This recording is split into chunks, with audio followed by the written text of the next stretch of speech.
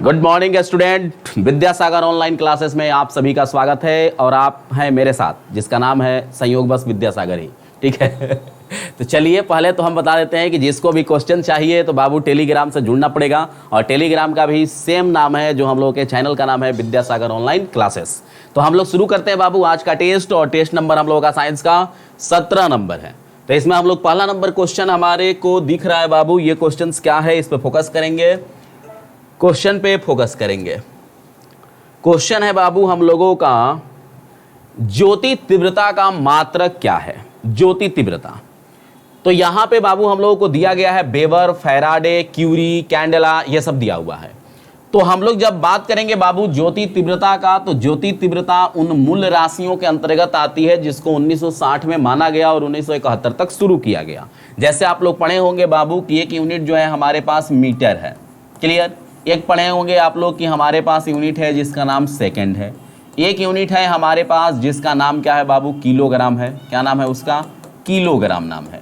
एक है जिसका नाम है बाबू केल्विन, एक का नाम क्या है केल्विन। एक का नाम है बाबू हमारे पास है मोल और एक का नाम है बाबू जो मेरे पास है वह है कैंडेला, क्लियर। वह कौन सा है बाबू, कैंडेला है। तो इसमें बोल रहा है हम लोगों से कि ज्योति तीव्रता का मात्रक क्या होगा। तो ज्योति तीव्रता का मात्रक ल्यूमिनस इंटेंसिटी का मात्रक होता है बाबू कैंडेला। क्या होता है कैंडेला। चुंबकीय फ्लक्स, चुंबकीय फ्लक्स का मात्रक क्या होता है बाबू, तो वेबर, वेबर। और radio active, radio active, radio active का यूनिट क्या होता है बाबू, रेडियो एक्टिविटी, रेडियो सक्रियता का मात्रक क्या होता है, तो ये रेडियो सक्रियता का जो मात्रक होगा वह होगा हम लोगों का क्यूरी। तो unit of radioactivity curie, unit of luminous intensity candela, unit of magnetic flux क्या बोलेंगे बाबू, वेबर। क्या बोलेंगे उसको, वेबर, क्लियर। चलिए आगे देखते हैं हम लोग। क्वेश्चन है बाबू हमारे पास क्वेश्चन नंबर 2। क्वेश्चन नंबर 2 क्या कह रहा है, इस पे फोकस करेंगे। क्वेश्चन नंबर 2 कह रहा है कि एक अभिव्यंजक दिया है Ml2T इनवर्स 2 निरूपित करता है कि किसका मात्रक है, किसका डायमेंशन है। तो अगर हम लोग बाबू ए नंबर ऑप्शन पावर को चेक करते हैं तो P equal to work upon time, तो वर्क का डायमेंशन हमारे पास क्या है बाबू, Ml2T इनवर्स 2 और T के लिए क्या है बाबू, T है। तो Ml2 और T inverse 3 is the power. ये किसका यूनिट है बाबू, पावर का है। लेकिन कहीं ना कहीं हम लोग क्वेश्चन में ही लिख लिए है बाबू कि वर्क का ये यूनिट है। किसका है बाबू, वर्क का। और वर्क का यूनिट क्या होता है बाबू, जो वर्क का होता है वही एनर्जी का होता है। जो वर्क का डायमेंशन होता है सेम डायमेंशन एनर्जी का होता है। वह एनर्जी पोटेंशियल एनर्जी हो, वह एनर्जी काइनेटिक एनर्जी हो, सेम होगा। अब यहां से हम लोग प्रेशर का डायमेंशन निकाल सकते हैं। Pressure, D number option, pressure equal to force upon area, force upon area. तो MLT इनवर्स 2, एरिया के लिए L2, तो ML इनवर्स T इनवर्स 2 किसका हो गया बाबू, प्रेशर का। मोमेंटम के लिए MV, मास इनटू वेलोसिटी, तो MLT इनवर्स 1 किसका हो जाएगा, मोमेंटम का, संवेग का, क्लियर। चलिए तो फिर आगे बढ़ते हैं। क्वेश्चन है हमारे पास बाबू 3rd नंबर क्वेश्चन, इस पे फोकस करते हुए हम लोग काम करेंगे। क्या है, कोई बल 2 किलोग्राम की एक वस्तु को 0.5 मीटर पर सेकंड स्क्वायर का त्वरण प्रदान करता है। वही बल 10 किलोग्राम की वस्तु को कितना त्वरण प्रदान करेगा। पहले तो देखेंगे बाबू m बराबर दिया है 2 kg, क्लियर। एक वस्तु को 0.5 मीटर यानी एक्सेलरेशन किया कितना दिया है बाबू, 0.5 मीटर पर सेकेंड स्क्वायर। अब बोल रहा है कि वही बल 10 kg, तो ये बल है कौन, तो F इक्वल टू ma। तो मास कितना है बाबू 2, ये कितना है बाबू 0.5, तो 5 दूनी 10, 1 न्यूटन हो गया। बोल रहा है कि यही बल 10 kg के वस्तु में कितना त्वरण लाएगा। तो A बराबर बाबू अगर लिखना चाहें तो F बाई m, तो F का वैल्यू कितना है बाबू 1 और हम लोगों के पास m का वैल्यू कितना है 10 kg यानी 0.1 मीटर पर सेकेंड स्क्वायर, 0.1 मीटर पर सेकेंड स्क्वायर होगा। बोलो बाबू होगा कि नहीं होगा, होगा। चलिए आगे बढ़ते हैं। क्वेश्चन नंबर 4, एक गेंद निर्वात में 49 मीटर पर सेकेंड, 49 मीटर पर सेकेंड की चाल से ऊपर की ओर फेंका जाता है। u बराबर बाबू 49 मीटर पर सेकेंड स्क्वायर। उच्चतम बिंदु तक पहुंचने में, तो उच्चतम बिंदु पे v का वैल्यू बाबू 0। तो बोल रहा है कि गेंद द्वारा लिया गया समय कितना होगा, फॉर्मूला पढ़े होंगे बाबू, v बराबर u माइनस जी टी, क्योंकि ऊपर की ओर जा रहा है तो v का वैल्यू 0 है, इसका वैल्यू 49 है, माइनस जी 9.8 और t निकालना है बाबू। तो हम लोग अगर t निकालने की बात करें बाबू तो क्या लिख सकते हैं, 49 बटे में 9.8, तो अप्रॉक्स 5 सेकेंड, अप्रॉक्स कितना बाबू 5 सेकेंड, अप्रॉक्स 5 सेकेंड लगेगा इसको, क्योंकि ये क्या है लगभग 5 के आसपास है, ये 49 है। क्लियर, चलिए आगे बढ़ते हैं हम लोग। क्वेश्चन नंबर बाबू 5, क्वेश्चन नंबर 5 पे फोकस करो। यदि वायुमंडल नहीं हो तो पृथ्वी से आकाश किस रंग का दिखाई देगा, तो वायुमंडल नहीं देगा तो प्रकाश का परावर्तन नहीं होगा, कोई भी प्रकाश का परावर्तन नहीं होता है, कोई भी प्रकाश हमारे आंखों तक नहीं आता है, तो वह वस्तु किस रंग की दिखाई देती है बाबू, काला रंग की दिखाई देती है। तो कैसा दिखाई देगा हम लोग का आसमान, काला रंग का, क्योंकि किसी भी वस्तु को हम लोग इस पृथ्वी पे देख पाते हैं जब उस वस्तु से टकरा करके प्रकाश हमारी आंखों तक आता है, और जब नहीं टकरा के आएगा तो वस्तु कैसी दिखाई देगी बाबू, काले रंग की वस्तु दिखाई देगी। चलिए, निम्नलिखित ताप पर जल का आयतन निम्नतम होगा, बहुत अच्छा क्वेश्चन है, बताएंगे आप लोग किस तापमान पर जल का आयतन निम्नतम होगा। तो ये देखिए बाबू, यहां से देखिए, density equal to mass upon volume, mass upon volume. तो यहां से अगर हम लोग देखें बाबू तो जो हम लोगों का मास है और हम लोगों का जो वॉल्यूम है और जो डेंसिटी है, तो डेंसिटी का जो रिलेशन है बाबू ये किससे है, डेंसिटी का रिलेशन वॉल्यूम के साथ कैसा है, इनवर्सली रिलेशन है, यानी अगर घनत्व बढ़ेगा तो वॉल्यूम का मान क्या होगा, घटेगा, घनत्व घटेगा तो वॉल्यूम का मान बढ़ेगा। तो ये ऐसे होगा सेम, यानी इनवर्स रिलेशन है। तो यहां पे हम लोग को बताना है कि जल का आयतन निम्नतम होगा। तो ये एक कॉन्सेप्ट आपको पता होगा बाबू कि 4 डिग्री सेल्सियस पर, 4 डिग्री सेल्सियस पर जल का घनत्व, 4 डिग्री सेल्सियस पर जल का घनत्व, 4 डिग्री सेल्सियस पर जल का घनत्व मैक्सिमम होता है, 4 डिग्री सेल्सियस पर जल का घनत्व मैक्सिमम होता है। तो जिस कंडीशन में ये मैक्सिमम होगा उसी कंडीशन में ये मिनिमम होगा, यानी 4 डिग्री सेल्सियस पे आयतन क्या होगा, निम्नतम होगा, क्योंकि 4 डिग्री सेल्सियस पे घनत्व अधिकतम होता है। क्लियर, चलिए आगे बढ़ते हैं। क्वेश्चन नंबर हम लोग देख रहे हैं बाबू 7, डॉपलर प्रभाव के अनुसार, अकॉर्डिंग टू डॉपलर इफेक्ट क्या है। तो ये हम लोग जानेंगे बाबू कि डॉपलर प्रभाव है किसके बारे में। तो डॉपलर प्रभाव बोलता है कि अगर यहां पे कोई एक श्रोता है जो साउंड को सुन रहे हैं और यहां पे कोई स्रोत है जहां से साउंड आ रहा है, तो स्रोत और श्रोता के बीच की दूरी घटेगी तो फ्रीक्वेंसी बढ़ेगा, दूरी बढ़ेगी तो फ्रीक्वेंसी घटेगा। तो ये किससे रिलेटेड है, साउंड से रिलेटेड है, और हमारा दिया गया क्वेश्चन किसी में भी साउंड की चर्चा नहीं है, इसलिए आंसर क्या होगा, answer is the D, answer is the D. पढ़े होंगे आप लोग कि जब ट्रेन नजदीक आती है स्टेशन से तो उसके सीटी की आवाज तेज सुनाई देती है। क्यों सुनाई देती है बाबू, क्योंकि वो डॉपलर प्रभाव को शो करता है। पानी के टैंक में बर्फ की एक गेंद तैरती है, बर्फ पिघल जाने पर पानी का स्तर क्या होगा, पानी का स्तर क्या होगा। तो ये देखिए, आयतन को ही देखते हैं, पानी का आयतन। तो 4 डिग्री सेल्सियस पर पानी का आयतन मिनिमम होता है, और पानी को जब गर्म करेंगे बाबू 4 डिग्री से ऊपर तो इसका आयतन क्या होगा, बढ़ेगा, इसका आयतन क्या होगा, बढ़ेगा। 4 डिग्री से नीचे भी लाएंगे तो इसका आयतन क्या होगा बाबू, बढ़ेगा।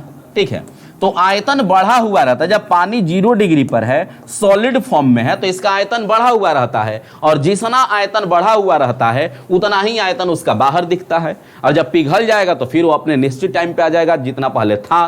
क्लियर, तो इसलिए क्या होगा आंसर कि लेवल जो है, स्तर जो है पानी का, वो परिवर्तित नहीं होता है, सेम रहता है, परिवर्तित नहीं होता है, सेम होता है। क्लियर, चलिए क्वेश्चन हम लोगों का है बाबू 9 नंबर कि एक 500 किग्रा की कार 500 मीटर वाले व्यासार्ध का चक्कर 36 किलोमीटर पर घंटा, 36 किलोमीटर पर घंटा की गति से लेती है, तो उसका अभिकेंद्रीय बल क्या होगा। तो अभिकेंद्रीय बल बराबर फॉर्मूला होता है बाबू mv²/r। ठीक है, mv²/r, ये फॉर्मूला है हम लोगों का किसका, निकालने के लिए जो फॉर्मूला हम लोगों को जरूरत पड़ती है अभिकेंद्रीय बल, तो m का वैल्यू कितना दिया है बाबू 500 केजी, तो m का वैल्यू कितना लिखेंगे 500 केजी। v का वैल्यू कितना दिया है बाबू 36 किलोमीटर, तो 36 किलोमीटर तो चलेगा नहीं, मीटर पर सेकंड में लाना होगा, तो 18 दूना 36, 5 दूना 10 मीटर पर सेकंड, यानी हम लोगों का 10 × 10। रेडियस कितना दिया हुआ है बाबू इसका, तो बोल रहा है क्या बाबू, सीधा इस क्वेश्चन में बोल रहा है कि 500 की कार 500 मीटर व्यासार्ध वाले, यानी कितना बाबू 500 मीटर, 500 मीटर नहीं होना चाहिए, 500 बहुत ज्यादा है, 50 होना चाहिए, 50 होना चाहिए। तो 50 दहा में 500, तो 10 दहा में 100, 100 दहा में 1000, कितना बाबू 1000 न्यूटन, कितना 1000 न्यूटन। ध्यान रखेंगे 50 मीटर व्यासार्ध, कितना व्यासार्ध का मतलब हुआ बाबू रेडियस, व्यासार्ध बोले तो रेडियस, जिसको हम लोग बोलते हैं बाबू त्रिज्या। बोल रहा है बाबू कि सोडियम लैंप, सोडियम लैंप आप लोग सुने होंगे, नाम नहीं सुने होंगे तो सुनेंगे आज। सोडियम लैंप या सोडियम वाष्प लैंप प्रायः सड़क पर प्रकाश के लिए प्रयुक्त किया जाता है। इसका कारण क्या है कि ऐसा होता क्यों है, तो सोडियम लैंप का एक क्वालिटी है बाबू कि सोडियम लैंप से येलो कलर की रोशनी निकलती है, पीले रंग की केवल पीले रंग की रोशनी निकलती है, तो केवल पीला रंग का रोशनी निकलेगा, यानी यह एक वर्णी होगा, तो इसमें बूंदों के गुजरने से विभक्त होने से कोई प्रभाव नहीं पड़ेगा, इससे ट्रैफिक के लिए सुविधाजनक होगा। तो सोडियम लैंप से पीले रंग की रोशनी निकलती है, इसलिए इसका प्रयोग हम लोग करते हैं ट्रैफिक में, या इसे स्ट्रीट लाइट भी कहते हैं, स्ट्रीट लाइट के भी नाम से हम लोग जानते हैं। क्वेश्चन दिखा रहा है बाबू हम लोगों का कि निम्नलिखित धातु युग्मों में से किस एक में क्रमशः सबसे हल्की धातु तथा सबसे भारी धातु। तो बाबू देखेंगे सबसे हल्की धातु लिथियम है, जिसका घनत्व 0.534 ग्राम पर घन सेंटीमीटर होता है, और सबसे भारी धातु ओस्मियम होता है, जिसका घनत्व 22.61 ग्राम पर घन सेंटीमीटर होता है। तो ऐसा देखना होगा बाबू कि किसमें है, तो सबसे हल्की धातु लिथियम यहां दिख रहा है, और सबसे भारी धातु ओस्मियम, तो हम लोगों का कौन सा आंसर होगा, बी नंबर होगा। पारा का घनत्व याद रखेंगे बाबू 13.6 ग्राम पर क्यूबिक सेंटीमीटर। क्लियर हुआ, पारा का भी पूछा जाता है, मरकरी का भी पूछा जाता है। चलिए आगे देखते हैं क्वेश्चन हम लोग बाबू। क्वेश्चन नंबर हम लोग 12 देख रहे हैं कि कुछ इलेक्ट्रॉनिक कॉन्फ़िगरेशन दिए गए हैं, कुछ इलेक्ट्रॉनिक विन्यास दिए गए हैं। अब बोल रहा है कि कौन धातु के लिए सही है, मतलब कौन सा इलेक्ट्रॉनिक कॉन्फ़िगरेशन मेटल का है। तो मेटल का ही ये कैसा पता लगाएंगे बाबू, तो ये देखो 8 और 2 कितना होता है बाबू 10, 8 8 16, 16 2 18। क्लियर, यहां पे देखो बाबू 8 2 10 7 17, 8 8 16 4 20। क्लियर, तो बताना है कौन धातु का है। तो एक तो ऐसे कि इलेक्ट्रॉनिक कॉन्फ़िगरेशन याद है हमको, तो बोलेंगे कि ये नियोन है, ये आर्गन है, और यह जो है क्लोरीन है। तो ये एक तो हुआ कि इलेक्ट्रॉनिक कॉन्फ़िगरेशन यानी एटॉमिक नंबर आपको याद है, तो एटॉमिक नंबर का सहारा लेकर के आपने ये आंसर दे दिया। लेकिन ये याद न रहे तब क्या करेंगे, ये याद न रहे तब क्या करेंगे, तो तब का उपाय है बाबू एक ही कि जब भी हम लोग इलेक्ट्रॉनिक विन्यास लिखेंगे और जब लास्ट में इलेक्ट्रॉनों की संख्या 1 होगी, लास्ट में इलेक्ट्रॉनों की संख्या 1 होगी या 2 होगा या 3 होगा, तो उसको कहेंगे मेटल है।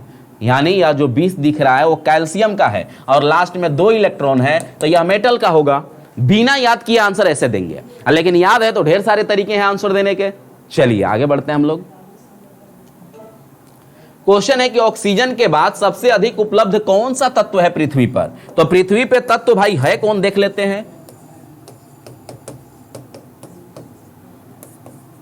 दिख रहा है पृथ्वी पे यही तत्वों का सीरीज है, ऑक्सीजन, सिलिकॉन, एल्युमिनियम, लोहा, कैल्शियम, सोडियम, पोटेशियम, मैग्नीशियम। तो बताना है कि ऑक्सीजन के बाद सबसे अधिक, तो ऑक्सीजन के बाद सबसे अधिक कौन है, सिलिकॉन है, सिलिकॉन है। आया समझ में बात, आया बात समझ में बाबू। अवरक जिसका कोडरमा में खान है, अवरक जिसका कोडरमा में खान है, तो अवरक क्या है बाबू, तो अवरक उष्मा तथा विद्युत दोनों का कुचालक होता है, नहीं, उष्मा का चालक होता है यह और विद्युत का कुचालक होता है। इसलिए यह विद्युत उद्योग के लिए कच्चे माल का काम करता है। और साथ में एक पॉइंट हम लोग भी देखते हैं कि आयरन में हम लोग अवरक के प्लेट पे रखते हैं नाइक्रोमो वाला तार, तो नाइक्रोम का जो तार है उसमें क्या है, करंट है, हीट भी है, तो करंट नीचे नहीं आता है लेकिन हीट आता है, जिससे हम लोग आयरन कर पाते हैं। चलो बाबू नेक्स्ट देखते हैं हम लोग। मिलान करना है बाबू, लिस्ट दिया हुआ है हमारे पास, इसको मिलान करना है। हीरा, हीरा क्या है बाबू, कार्बन का एलोट्रोप्स है, तो हीरा किससे मिलेगा, कार्बन से। संगमरमर, संगमरमर में क्या रहता है बाबू, तो CaCO3 यानी कैल्शियम। बालू में क्या रहता है बाबू, सिलिकॉन, बालू में क्या है बाबू, सिलिकॉन है। माणिक्य और नीलम ये दोनों एल्युमिनियम के ऑक्साइड होते हैं। हीरा में कार्बन है, संगमरमर में कैल्शियम है, बालू में सिलिका है और माणिक्य और नीलम में एल्युमिनियम होता है। तो हम लोग का आंसर क्या हुआ बाबू, हीरा यानी A4, बी का आंसर क्या हुआ बाबू B1, सी का आंसर क्या हुआ बाबू 2, डी का आंसर क्या हुआ बाबू 3। ये हम लोगों का आंसर हो गया। क्लियर, तो इस तरह का हम लोग देख लेंगे कहां आंसर है। Clear, A4 B1, A4 B1 देख लो, डी नंबर लग रहा है। प्लास्टर ऑफ पेरिस का रासायनिक सूत्र क्या है, प्लास्टर ऑफ पेरिस का केमिकल फार्मूला क्या है, तो प्लास्टर ऑफ पेरिस बाबू है calcium sulphate hemihydrate. Calcium sulphate hemihydrate को हम लोग बोलते हैं प्लास्टर ऑफ पेरिस, और कैल्शियम सल्फेट CaSO4 × 2H2O को बोलते हैं बाबू हम लोग जिप्सम। जिप्सम CaSO4 को हम लोग बोलते हैं बाबू जलाया हुआ प्लास्टर ऑफ पेरिस या गर्म किया हुआ प्लास्टर ऑफ पेरिस। तो आंसर क्या होगा बाबू हम लोगों का, बी नंबर होगा CaSO4 × ½ H2O plaster of Paris. Plaster of Paris का हम लोग प्रयोग करते हैं बाबू टूटी हुई हड्डियों के प्लास्टरिंग में, टूटी हुई हड्डियों के प्लास्टर करने में। बहुत सारे बच्चे बोलते हैं टूटी हुई हड्डियों को जोड़ने में, भाई हड्डी है कि ईंट है, हड्डी को केवल प्लास्टर किया जाता है कि सीधा रहे, सीधा जुड़े। क्लियर, चलिए आगे बढ़ते हैं हम लोग। कह रहा है क्वेश्चन बाबू की मोनाजाइट किसका अयस्क है, मोनाजाइट किसका अयस्क है, तो मोनाजाइट बाबू इससे कहानी बहुत अच्छा है कि आप लोग पढ़ते होंगे कि हम लोगों का देश जब आज़ाद हुआ तो उसमें जम्मू कश्मीर, जूनागढ़ और हैदराबाद बोल रहा था कि भारत में नहीं मिलेंगे। 3 के बारे में सबको पता है, लेकिन ये 3 ही नहीं थे, इनकी संख्या 40 थी, और 40 में से एक संख्या था त्रावणकोर का। वहाँ का भी राजा बोल रहा था कि हम भारत में नहीं मिलेंगे। उसका रीजन यही था कि त्रावणकोर जो आज केरल राज्य में चला गया है, तो केरल राज्य के समुद्र तट के किनारे जो बालू पाया जाता है उस बालू का नाम है बाबू मोनाजाइट, और इस मोनाजाइट बालू में थोरियम बहुत प्रचुर मात्रा में है। थोरियम एक रेडियो एक्टिव मटेरियल है, तो ये रेडियो एक्टिव मटेरियल त्रावणकोर बेचता, उसको बाकी रसिया वगैरह समझा दिया था कि भाई तुम्हारे पास रेडियो एक्टिव मटेरियल है, तुम बेच के तो बहुत पैसा कमा लोगे। ठीक है, तो उसको भी वल्लभ भाई पटेल ने समझाया, समझ गया, तो फिर मिल गया वहाँ का राजा। तो मोनाजाइट जो बालू है बाबू, यह थोरियम का बहुत अच्छा अयस्क है, थोरियम इसमें प्रचुर मात्रा में पाया जाता है। लेकिन दुनिया में अभी ऐसी कोई टेक्नोलॉजी नहीं बनी है कि थोरियम को डायरेक्ट रिएक्टर में डाल के यूज कर लें। इसको थोरियम को हम लोगों को डालना पड़ता है ब्रीडर रिएक्टर में, और तब ये कन्वर्ट होता है यूरेनियम में, तब यूज होता है। काफ़ी ये खर्चीली प्रक्रिया है, लेकिन भविष्य में थोरियम का डायरेक्ट यूज होगा, और इसलिए इसको बोलते हैं बाबू हम लोग भविष्य का नाभिकीय ईंधन। भविष्य का नाभिकीय ईंधन किसे कहते हैं, तो भविष्य का नाभिकीय ईंधन कहते हैं बाबू हम लोग थोरियम को। क्लियर, आया बात समझ में बाबू। टाइटेनियम को भविष्य की धातु कहते हैं, टाइटेनियम को भविष्य की धातु कहते हैं, रणनीतिक धातु के नाम से भी जानते हैं। सोडियम को किस में रखा जाता है, सोडियम को किस में डुबाकर रखा जाता है, तो सोडियम ऑक्सीजन से संयोग करेगा बाबू, तो यह हाइड्रोजन गैस जनरेट करेगा। जब सोडियम ऑक्सीजन के संपर्क में आता है तो यह हाइड्रोजन गैस जनरेट करता है, और यह विस्फोटक की तरह काम करता है, इसलिए इसको मिट्टी के तेल में डुबा के रखते हैं। इस बार बीपीएससी में क्वेश्चन भी था कि किस में ऑक्सीजन नहीं होता है, तो मिट्टी के तेल में ऑक्सीजन नहीं होता, इसलिए इसको इसमें डुबा करके रखते हैं। क्लियर, और ये पानी पे तैरने वाली धातु भी है, ध्यान रखेंगे, ये पानी पर तैरने वाली धातु भी है, क्योंकि इसका घनत्व 0.78 ग्राम पर क्यूबिक सेंटीमीटर होता है। अमलगम क्या है, अमलगम का मतलब हुआ बाबू कि कोई भी मेटल हो, कोई भी मेटल हो और इसके साथ एक मरकरी जरूर हो, मरकरी एकदम कंपलसरी है, जरूरी है। तो वैसा मिश्र धातु जिसमें मरकरी रहता है, पारा रहता है, उसे अमलगम कहते हैं। लेकिन यह मरकरी फेरस निकेल कोबाल्ट के साथ अमलगम नहीं बनाता है। मरकरी पारा जो है यह फेरस निकेल और कोबाल्ट के साथ अमलगम नहीं बनाता है। बाकी मेटल के साथ बनाएगा, इससे नहीं बनाएगा, ध्यान रखना होगा इस बात को। ब्राइट्स रोग क्या है? तो जब हमारे मूत्र में यूरिया की मात्रा बढ़ जाती है तो उस बीमारी को कहते हैं यूरेमिया। क्लियर? जब हमारे मूत्र में यूरिया की मात्रा आने लगती है तो उस बीमारी को यूरेमिया के नाम से हम लोग जानते हैं और इसी बीमारी को बोलते हैं ब्राइट्स रोग। और जब भी यूरिन से संबंधी कोई समस्या होगी तो यह किडनी में होगी। किस में होगी बाबू? किडनी में होगी। तो यह बीमारी भी किससे संबंधित होगा? किडनी से संबंधित होगा, गुर्दा से संबंधित होगा। स्प्लीन मलेरिया से संबंधित है। मलेरिया बीमारी में स्प्लीन जो है यह प्रभावित होता है। क्लियर? चलिए आगे बढ़ते हैं। बीमारी जिसमें उच्च मात्रा में रक्त में यूरिक अम्ल प्रदान हो जाता है, वह बीमारी हो गया किसी को जिसमें उसके बॉडी में यूरिक अम्ल की मात्रा बढ़ गई। तो यह बीमारी कौन सी होगी? तो यूरिक अम्ल या अमोनिया या यूरिया, ये तीनों उत्सर्जी पदार्थ होते हैं जिसका हमारे शरीर में कोई यूज नहीं है। तो इसमें जो हम लोगों का यूरिक एसिड है, यूरिक एसिड सेमी सॉलिड है, सेमी सॉलिड, ये अर्ध ठोस होता है, यह पानी में घुलता नहीं है। और जब हमारे बॉडी में इसकी मात्रा बढ़ जाती है तो यह हमारे जोड़ों पर, ज्वाइंट पर जमा हो जाता है और ये गठिया बीमारी करता है। ये गठिया बीमारी के लिए रिस्पॉन्सिबल होता है। क्लियर? चलिए, प्रतिवर्ष 5 लाख से अधिक भारतीय मरते हैं। इसकी पहचान करें कि किस बीमारी से मरते हैं। ठीक है? तो ये नहीं सोचना है कि कोरोना से मरते हैं। ठीक है? कोरोना से तो कोई मर ही नहीं रहा है।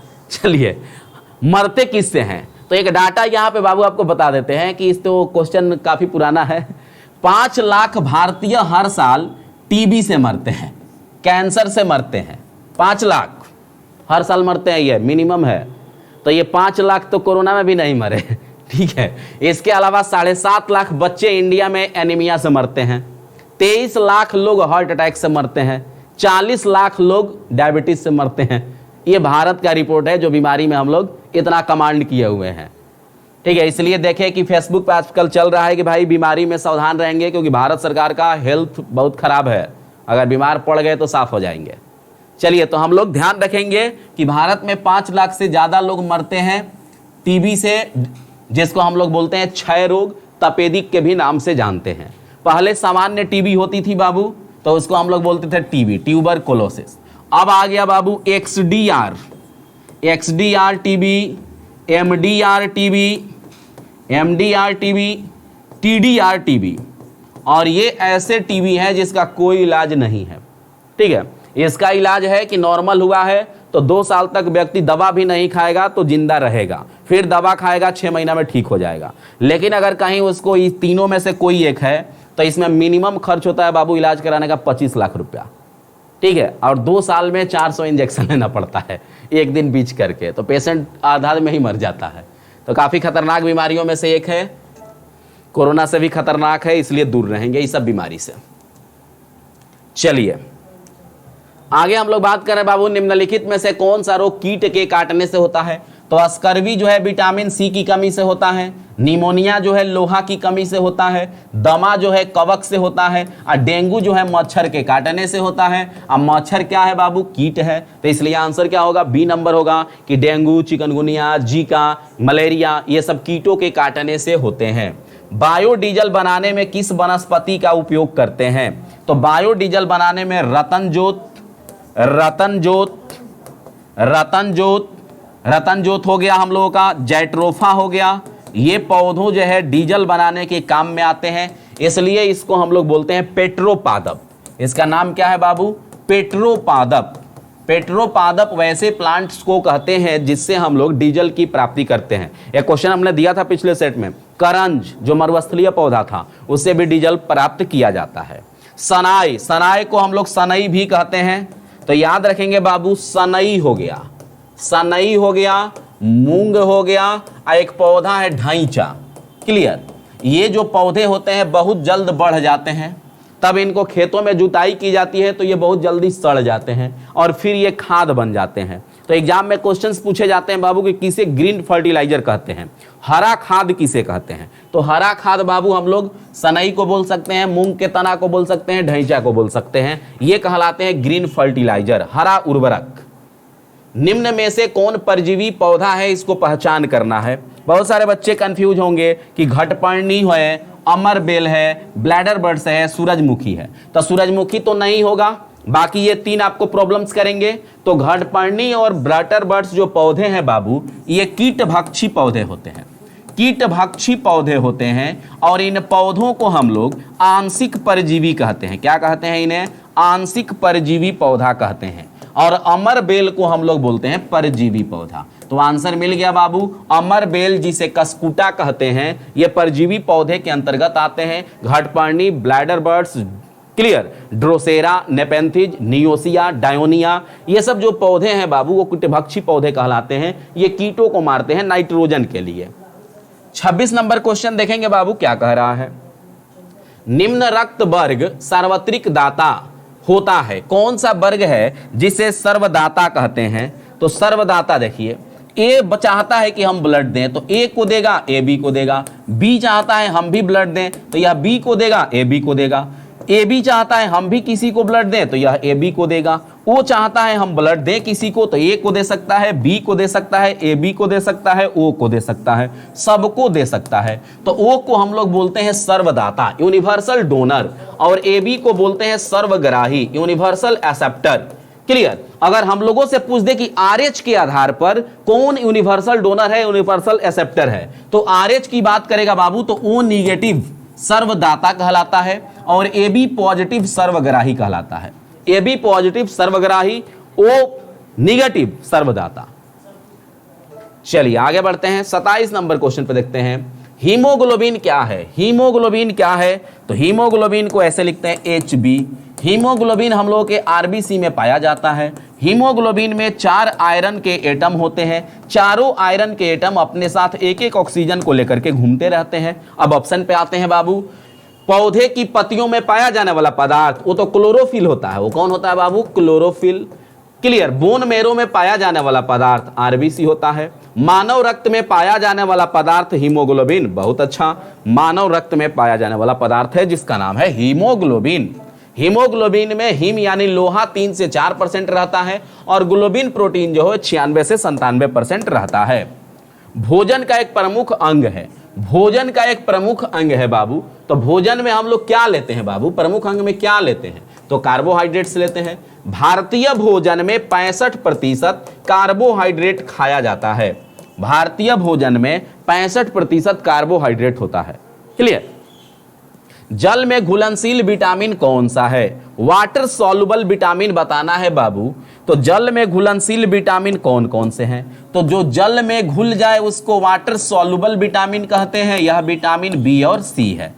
विटामिन बी और सी जल में घुलनशील विटामिन होता है। और जो विटामिन जल में घुल जाते हैं उनका शरीर में स्टोरेज नहीं होता है, मतलब ये शरीर में संचित नहीं होते हैं। रोज विटामिन बी खाना पड़ेगा, रोज विटामिन सी खाना पड़ेगा। और जो विटामिन फैट में सॉल्युबल होते हैं वो ए कहलाते हैं, डी कहलाते हैं, ई कहलाते हैं, के कहलाते हैं।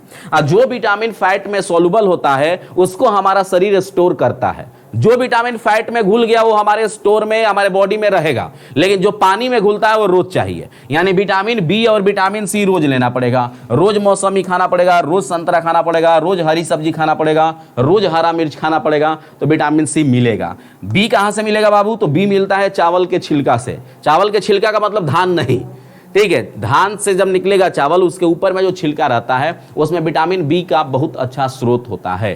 क्लियर। निम्नलिखित मसालों में से कौन सा पुष्प कलिका है? तो पुष्प कलिका बाबू हम होता है कौन सा हम लोगों का? तो पुष्प कलिका के रूप में हम लोग यूज करते हैं लौंग का। किसका? लौंग का। यहां पे देखिए काली मिर्च से एक पॉइंट याद रखेंगे, काली मिर्च तो भारत में होता ही था, तो काली मिर्च को लेने के लिए आते थे पहले विदेशी।